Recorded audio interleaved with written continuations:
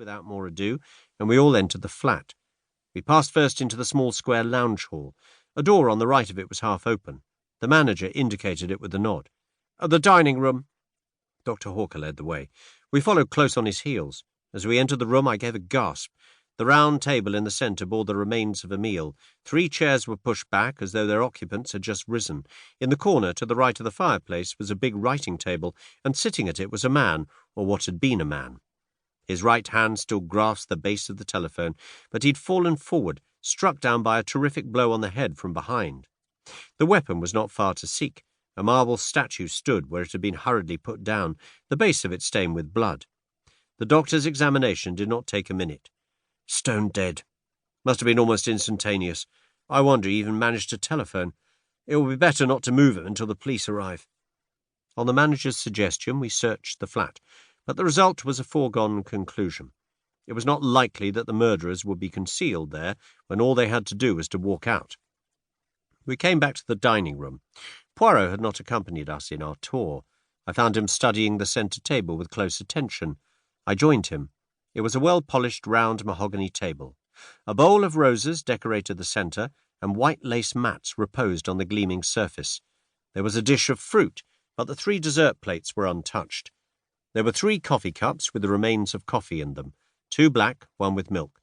All 3 men had taken port, and the decanter, half full, stood before the centre plate. One of the men had smoked a cigar, the other 2 cigarettes.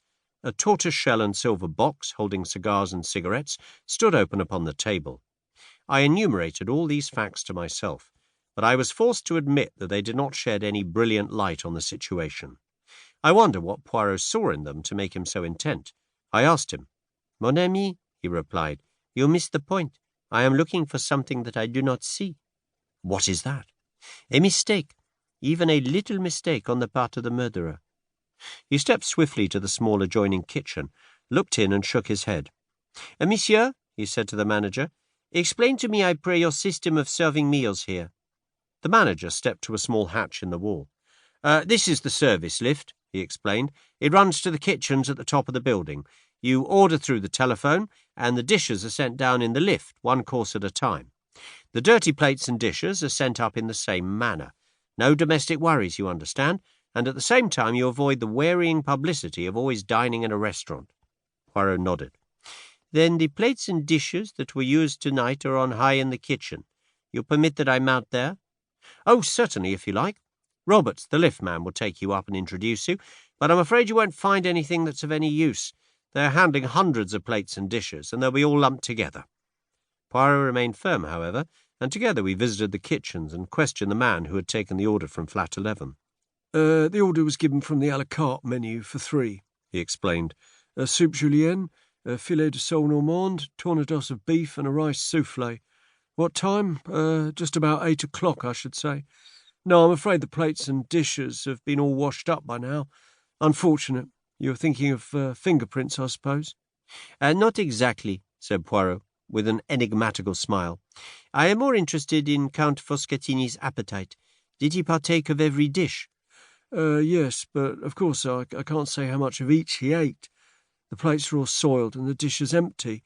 That is to say, with the exception of the rice soufflé. There was a fair amount of that left." "Ah," said Poirot, and seemed satisfied with the fact.